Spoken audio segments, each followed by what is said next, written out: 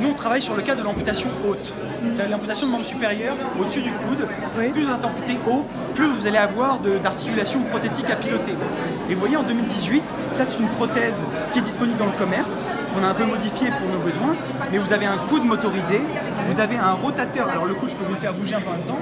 Vous avez un fléchisseur de coude motorisé. Vous allez avoir un rotateur de poignet motorisé, et puis vous allez avoir une main polydigitale, c'est-à-dire là je l'ouvre et la ferme seulement, et en fait on a un moteur par doigt, donc la possibilité potentiellement de faire des choses assez incroyables. Donc en 2018 le matériel est là. Le problème en fait c'est que les approches de contrôle, elles datent des années 60, elles n'ont pas évolué. Le contrôle il est dit myoélectrique, c'est qu'en général on pose des électrodes de surface sur le moignon de la personne, je bouge un peu n'importe comment. On pose une électrode par exemple sur le biceps et sur le triceps, et on va apprendre à la personne à générer des contractions musculaires, un peu comme du code Morse, pour envoyer des ordres à la prothèse. Donc par exemple, elle va pouvoir piloter,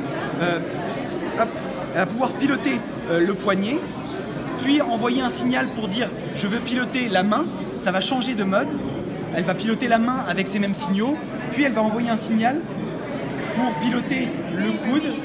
Et le problème en fait c'est que ça peut sembler facile, mais ça demande en fait une charge cognitive, une fatigue, une concentration énorme. Quand vous faites votre geste, vous allez devoir piloter votre coude, envoyer un signal pour dire je veux aller au poignet, orienter le poignet, envoyer un signal pour dire je veux piloter la main.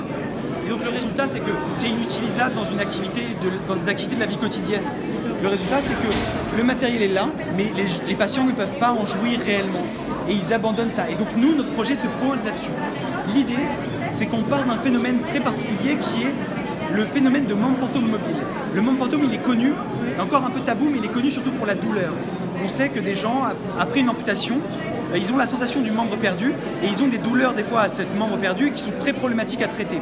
Mais il y a un autre phénomène qui apparaît dans 80% des gens, des cas, c'est que vous avez des sensations de mobilité. C'est-à-dire, le patient va vous dire, voilà, un patient amputé là, il va vous dire, j'ai la sensation de pouvoir bouger ma main.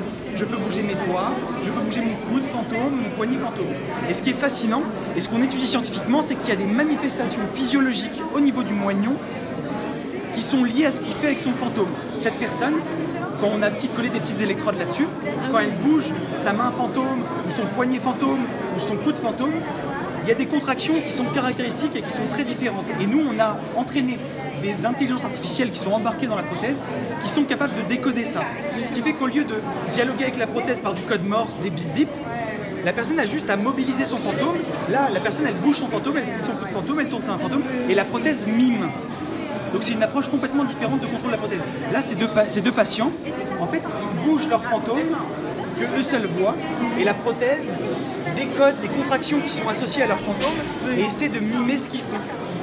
Alors c'est une gymnastique intellectuelle, parce que vous avez votre bras fantôme, le vrai bras qui est là, mais les gens ont été capables de le gérer dans des expérimentations qu'on a faites, et donc là ils ont un contrôle tout de suite de toutes les fonctions, ils n'ont pas à naviguer dans un arbre de le coude, puis le poignet, puis la main, puis les doigts, pour arriver à le contrôler. Vous voyez ?